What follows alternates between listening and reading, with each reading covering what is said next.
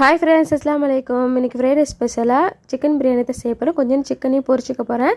Chicken வந்து boneless சிக்கனாக எடுத்துகிட்டு 1/2 spoon மிளகாய்த்தூள், 2 ஸ்பூன் வந்து சிக்கன் 62 மசாலா, 2 ஸ்பூன் வந்து தயிர், 1/2 ஸ்பூன் உப்பு போட்டு நல்லா மேக்னேட் பண்ணி வச்சுக்கலாம். இப்போ பிரியாணி தச்சுக்கலாம். பேனில் வந்து 4 ஸ்பூன் எண்ணெய், 4 ஸ்பூன் நெய் விட்டு ஒரு பட்டை, கிராம்பு, கொஞ்சம் பிரிஞ்சி இலை, 4 வெங்காயத்தை வந்து சாப் பண்ணி வச்சுருக்கேன். பல்லாரி வெங்காயத்தை அதில் நல்லா ப்ரௌனிஷ் வந்த பிறகு 1 ஸ்பூன் இஞ்சி பூண்டு பேஸ்ட், 3 தக்காளி வெட்டி வச்சுருக்கேன். அதையும் நல்லா போட்டு வதக்கிக்கலாம்.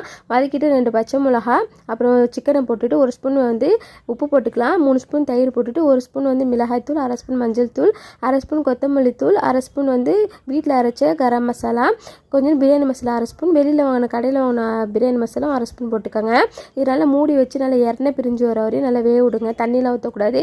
அதுக்கப்புறம் வந்து ஒரு கப்பு வந்து பாஸ்மதி அரிசிக்கு 1.5 கப் தண்ணி வச்சு நல்லா சோறும் தண்ணி ஒன்றா வரப்போ தம் போட்டுக்கலாம். மேலே கொஞ்சோன்னு வெங்காயம் நம்ம ப்ரௌனிஷாக எடுத்து வச்சோம்னா அதையும் போட்டுக்கலாம். சூப்பரான சிக்கன் பிரியாணி கண்டிப்பாக ட்ரை பண்ணி பாருங்கள். நம்ம சேனல் தொடர்ந்து சாப்பிடுங்க. சப்ஸ்கிரைப்